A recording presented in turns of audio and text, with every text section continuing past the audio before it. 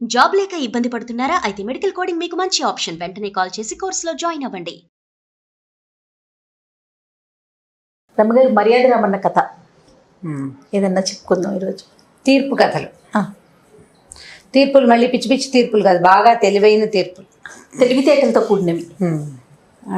ఒక ఊళ్ళో రామయ్య సోమయ్య ఇద్దరు ఫ్రెండ్స్ ఉన్నారు.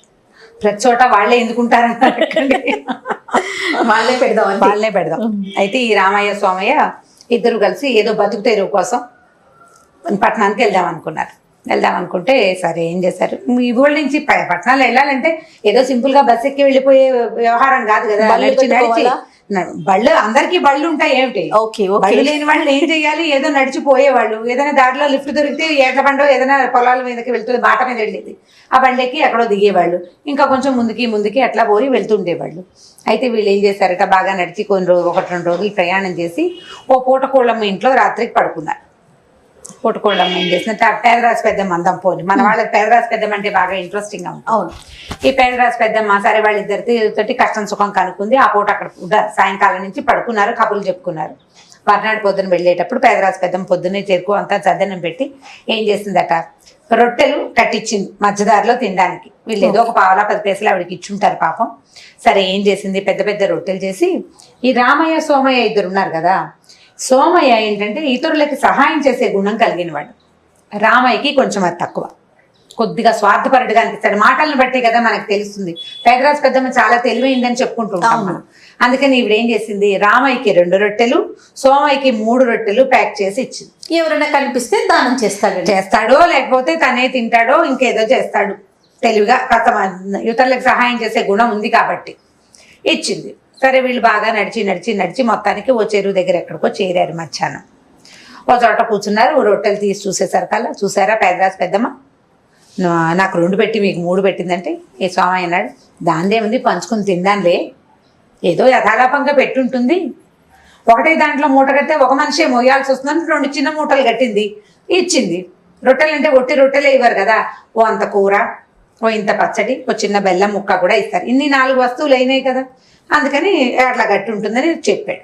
ఈ లోపల ఏమైంది, దూరం నుంచి ఒక అతను ఎవరో వస్తుంటే సరే ఏమండి ఏ ఊరు ఏంటి మాట్లాడుకుంటారు కదా బాటసార్లు, ఎక్కడి నుంచో వస్తున్నానండి, వచ్చే దారిలో డబ్బంతా పోయింది, ఏమీ లేదు, ఈ పక్క ఊర్లో మా స్నేహితుడు ఒకడున్నాడు, సాయంత్రానికి చేరగలనో లేదో అని చెప్పాడు. అనేసరికల్లా ఇతను అన్నాడు, డబ్బులు ఎప్పుడు పోయినాయి ఏమిటి కనుక్కున్నారు.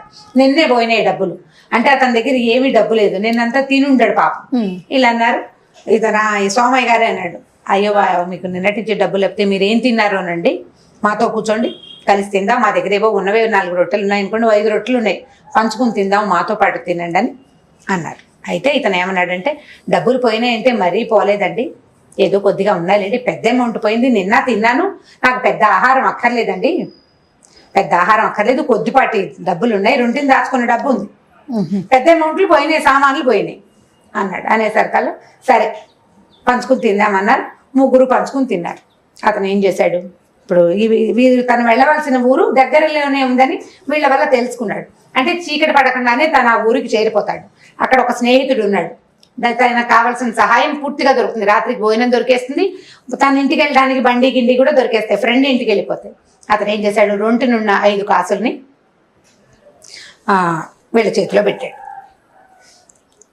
బాబు ఇవి ఉంచుకోండి, మీరు పట్టణం వెళ్ళాలి కదా, మీకు కూడా ఆహారానికి ఉండాలి, నాకేం భయం లేదు, మా ఫ్రెండ్ ఊరు పక్కనే కాబట్టి నేను వెళ్ళిపోతాను, ఇంకా నా దగ్గర 1 కాసు ఉందని 5 కాసులు వీళ్ళ చేతిలో పెట్టాడు. అప్పుడు ఏం చేశాడు ఈ సోమయ్య గారు, 2 కాసులు ఎత్తి రామయ్య చేతిలో పెట్టాడు.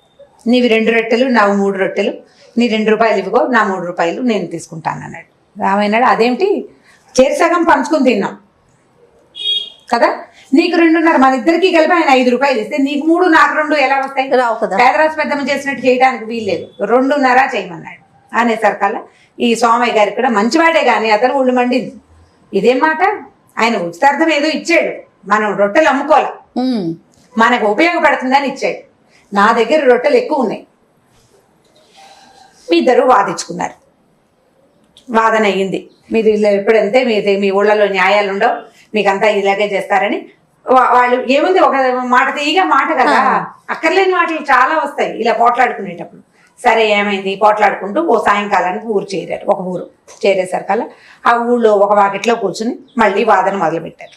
మొదలు పెట్టేసరికల్లా ఆ ఇంట్లో ఉన్న ఆవిడ బయటకు వచ్చి ఏమిటి ఆయన బాధించుకుంటున్నారని. ఏదో ఒక లెక్క తెగట్లేదమ్మా అంటే, అదేమిటి ఎక్కడా తెగని లెక్కల్ని ఎడతెగని లెక్కల్ని కూడా తీర్చేందుకు రామన్ గారు ఉన్నారండి మా ఊళ్ళో, మర్యాద రామన్న దగ్గరికి వెళ్ళండి, ఆయన క్షణంలో తేల్చేస్తాడు అని చెప్పేసరికల్లా సరే ఏమైంది, మర్యాద రామన్న దగ్గరికి వెళ్ళి చెప్పారు.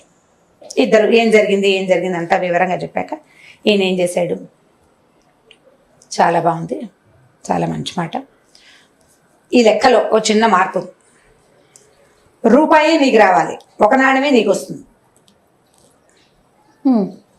నీకు ఎక్కువ నాణ్యాలు నీకు రావడానికి కుదరదు అనేసరికి అతను ఒప్పుకోరు. అదేంటండి సగం సగం రావాలి, పోనీ నాకు 2 తనకు 3 కాకుండా నాకు 1 రూపాయి ఎందుకు వస్తుంది అని అనేసరికల్లా, కాదు మీరు ఎలా తిన్నారు రొట్టెలు అంటే, ఇప్పుడు మా దగ్గర 5 రొట్టెలు ఉన్నాయి, 5 రొట్టెల్ని ఒక్కోదాన్ని 3 ముక్కలు చొప్పున చేసుకున్నారు, 15 అయినాయి. ఎలా పంచుకుని తిన్నారు, తలా ఒక 5 తిన్నారు కదా, తలా ఒక 5 తింటే ఇప్పుడు నీ 2 రొట్టెల్ని ముక్కలు చేస్తే ఎన్ని ముక్కలు అయినాయి, 3 చొప్పున 6 ముక్కలు అయినాయి. 5 ముక్కలు నువ్వే తిన్నావు, 5 ముక్కలు నీ దాంట్లో నువ్వే తిన్నావు, నీ దగ్గర మిగిలింది ఎంత, 1 ముక్క.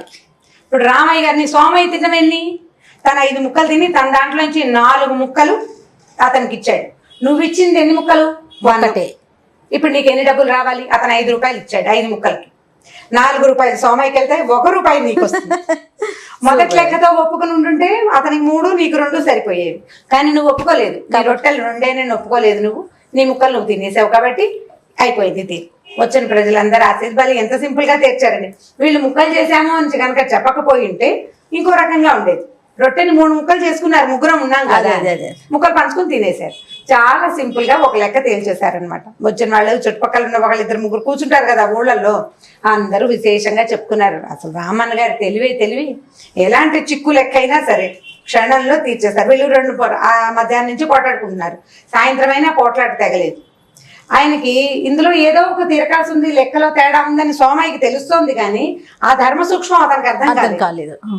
విన్న అవతల వ్యక్తి కంటే రామన్న గారికి ఈ క్లారిటీ వచ్చేసింది అనమాట. సో వెంటనే ఈ ఊళ్ళో వాళ్ళందరూ ఆయన చాలా మెచ్చుకున్నారు.